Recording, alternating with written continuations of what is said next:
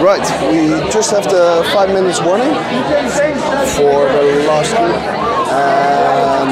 and for the last gig of the tour. The place is absolutely packed. I think this is the biggest audience they ever had. I'll give it a little show.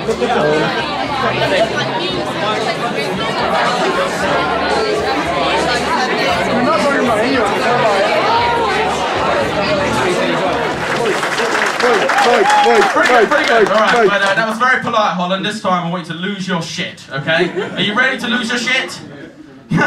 Yes. I can't wait for my shit to be lost.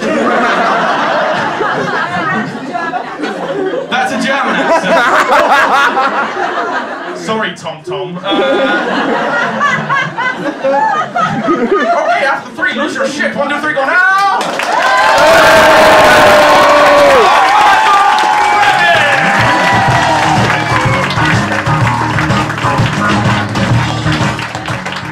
Hello, Edinburgh! You good? Hey! Awesome! I've been on tour for 7 days now, and this is the final bit of my journey.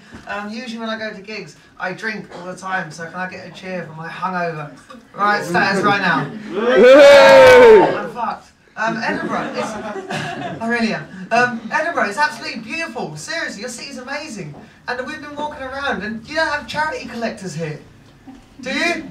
No, yeah, right, in Essex you get them everywhere, and it reminded me when I was a student, about 5 years ago, I was walking down the high street at about 4 o'clock in the afternoon, so it's fair to say I was pretty fucked. And I was walking along and this woman goes, "Can I stop you there?" I was like, "Yeah, all right." And she goes, "Do you know your shoes?" I was like, "Yeah, pretty well." She goes, "Do you know that some 8-year-old gets paid £10 a month to make them shoes?" I was like, "That sucks." But on the other hand, that kid got skills. I couldn't remember her name when I was 8 years old. And well, I give to World Vision. Do you know what World Vision is? It's a sponsor a kid foundation. I give to that charity. And this woman once again stopped me in the street and she goes, "Do you know for £15 a month, sir, £15 a month, you can give your child healthcare, education, clean water, a new start in life, £15 a month. Well, that's awesome. On the other hand, I could get broadband." Also, I ain't got kids, I know they're expensive, so when I have them, I'm sending them to Africa. There's squaddies in tonight. There's squaddies. Oh, right, I'm from Essex. Right, in Colchester, like squaddies got a bad reputation around there, they're really quite violent. Fucking hope so. They're defending our country, so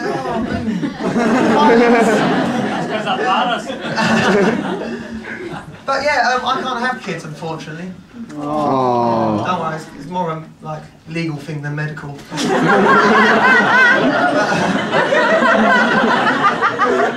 I'm from Essex, and I've got 4 sisters from Essex, so it's fair to say I've had a fucking lot of nieces and nephews from a very young age.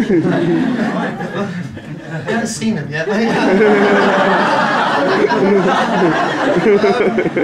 Yeah, I had to look after my favourite nephew, Harrison. You can't have favourites, you can. Mine's Harrison, right? And he's 3 years old now, but I had to look after him when he was 1. And if you ever had to look after a kid before and you're not wanted to, it's scary. They're mental, right? Basically, I had to look after him for 3 or 4 hours, and she said he started crying. She goes, "Make some funny noises and stuff like that." And oh, quickly, do you know you're not meant to give kids Pepsi or Coke?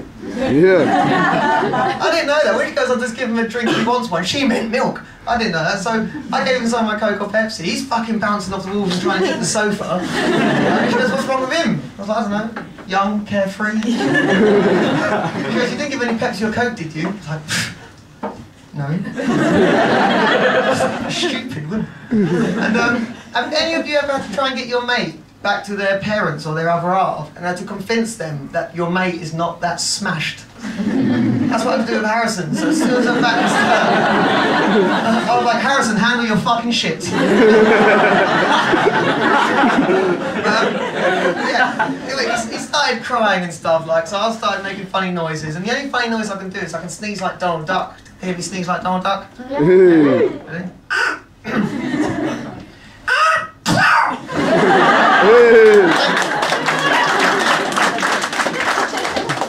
He didn't laugh or clap so much, he just burst into tears. Anyway, I started commentating what I was doing around the house because I got really bored of being a dick. Here I am. And I started making a cup of tea. And I said, right, Harrison, this is how you make a cup of tea. You boil your kettle, you put your teacup down, you get your tea bag, you put your tea bag in. And then I froze. Your first bit of advice from your uncle. Tea bag in and tea bag in.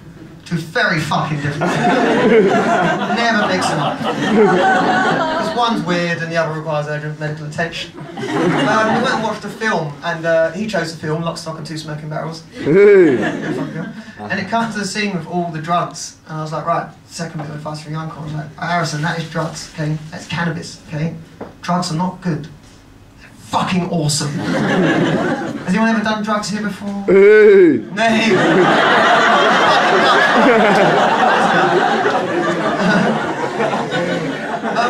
I smoked a lot of cannabis when I was a student, but I don't do anything now, and I've never touched anything apart from this, any Class A apart from this one time. Now I went to New York City, and oh fuck that, let me go back a bit, right? When I was in New York, I got mugged. Oh. It's hilarious. Listen, I mean, 15 minutes bit of material, right? I was walking along the south of Harlem at 4 o'clock in the morning. Which apparently is not safe. And I was walking along, and this guy grabbed my bag, and I was like, I pulled it back, and he pulled it again, and he goes, like, kind of, what's in your bag? So I said, am I being mugged? To which he went, yeah. At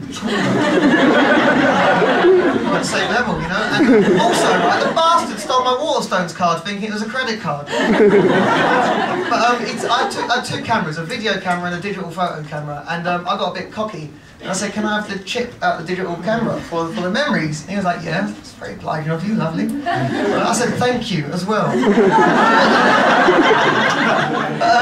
And then it got to the point where I had to eject the tape out the video camera. Now, do you know how long it takes to eject the tape out of the video camera? Fucking long. Right, so I'm standing there with this guy like that, just powering up. Eject. And at this point, to make conversation, I went, been busy tonight? Anyway, yeah, I took the tape back and he knocked me out. But I had a fun ride with his car. Anyway, the next day we went to this bar we was drinking in, and we met these barmaids, and they invited us back to a house party, and we was like, yeah, English guys, an American house party. We was like, hell yeah. So we went back there and we was like being all English. And anyway, we had a bit of marijuana on us at the time, and we noticed people opposite us started to skin up. And we was like, all right, cool, we can do it. So we scan up, we were smoking away, and they started to pass this thing around the crowd. So we was like, all right, cool, we'll pass this one round, no one seemed tight. This one came round, and we went.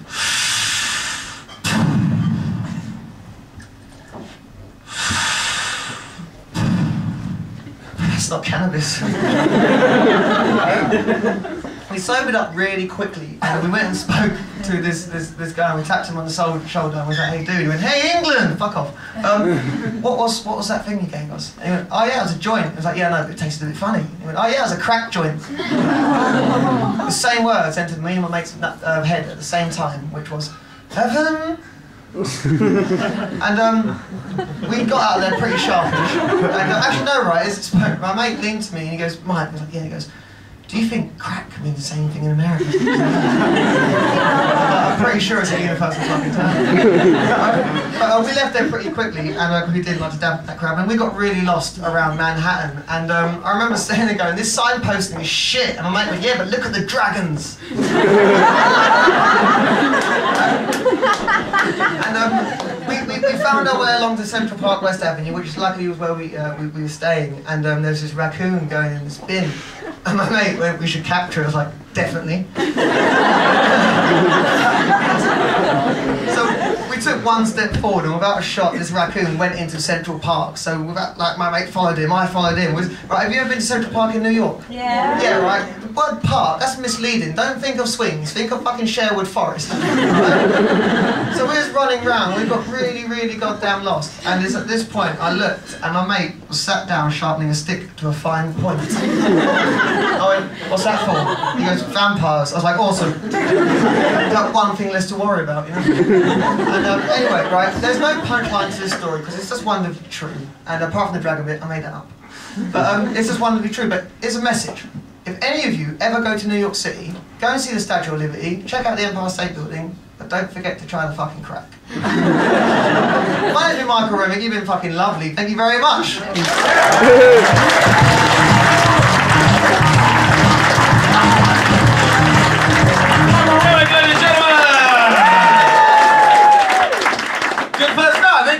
Yes, yes, yes. If anybody is needing a bed for the night, his hair